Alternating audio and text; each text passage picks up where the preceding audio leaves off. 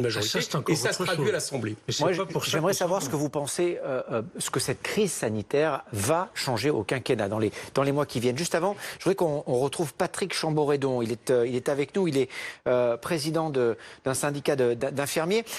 Cette crise, qu'est-ce qu'elle a changé pour vous? Alors, bonjour, merci de m'inviter. Je suis Patrick Chamboredon, je suis le président L'Ordre national des infirmiers, pardon, excusez-moi, c'est moi. Pas de souci. Ma petite fiche. Cette crise Covid-19 a mis en évidence ma profession, la profession d'infirmier, et l'a placée sur le devant de la scène. Finalement, c'est un exercice malheureux pour l'ensemble de la France, cette épidémie, pour l'ensemble des Français, au vu du nombre de décès et du cataclysme que c'est. On le voit, économique est en train de se profiler, mais ça a eu la vertu de mettre ma profession en visibilité complète, tant sur ses conditions d'exercice que sur son devenir et sur la totalité de ce qu'on peut dire pour les infirmiers.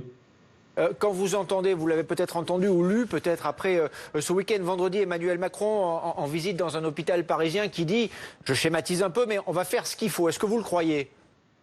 C'est le président de la République, donc moi je ne peux que croire et j'attends les faits maintenant. Je pense qu'effectivement, il a fait des grandes annonces. Le président de la République, finalement, donne un grand rendez-vous au système de santé. C'est un rendez-vous avec l'histoire. Il parle de 4 piliers, de réorganiser, refondre le système complètement.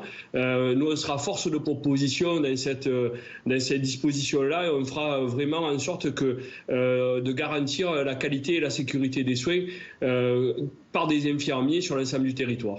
Alors la France reste l'un des pays où le salaire des infirmiers et infirmières est le plus faible par rapport à la moyenne de l'OCDE.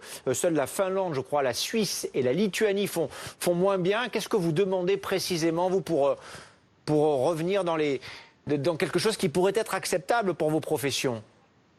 Alors, moi, je n'ai pas d'indice comme vraiment clair sur le volume d'argent qu'il faudrait, mais c'est vrai que c'est un constat. Hein. En Europe et même dans le monde, la France est parmi les pays où les infirmiers sont le moins bien rémunérés. C'est vraiment un constat fait par l'OCDE depuis 10 ans. C'est invariable et ça n'évolue pas. Ça nous rappelle quand même 1988, cruellement, où il y avait une coordination infirmière qui s'était montée et qui était allée manifester devant les grilles du ministère de la Santé, déjà à Ségur. Et donc, finalement, l'histoire se répète.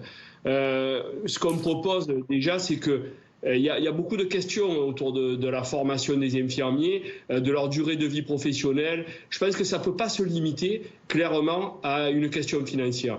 Il y a une question de reconnaissance plus largement de l'apport que font les infirmiers au système de santé. Vous savez, l'OMS a déclaré l'année 2020, alors c'est passé un peu en éclipse, mais comme l'année des infirmiers et des sages-femmes pour la soutenabilité et la pérennité des systèmes de santé à travers le monde. On découvre finalement ce fait-là des conditions salariales des infirmiers, mais au-delà aussi, on peut parler des conditions de travail et d'attractivité de la profession.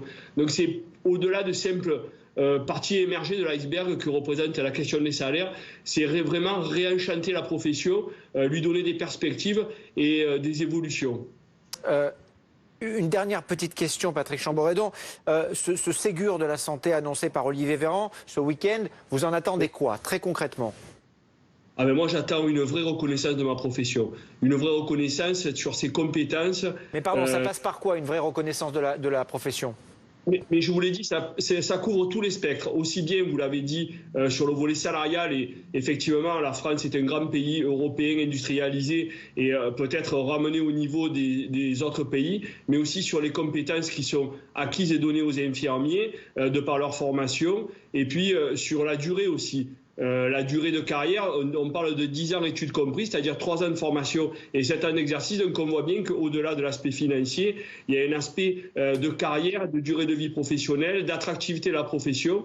Parce que là, on voit qu'il y a des professionnels qui sont un peu désespérés. Il faut leur donner envie de maintenir le cap. Juste un chiffre, l'adresse parle, dans ses derniers rapports, de 900 000 infirmiers, quasiment 1 million en 2040.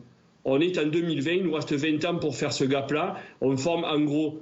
On propose 35 000 places, il en sort 25 000 par an. Donc vous voyez, il faut vraiment faire des propositions qui vont au-delà du simple aspect financier. C'est un des aspects, mais ce n'est pas le seul.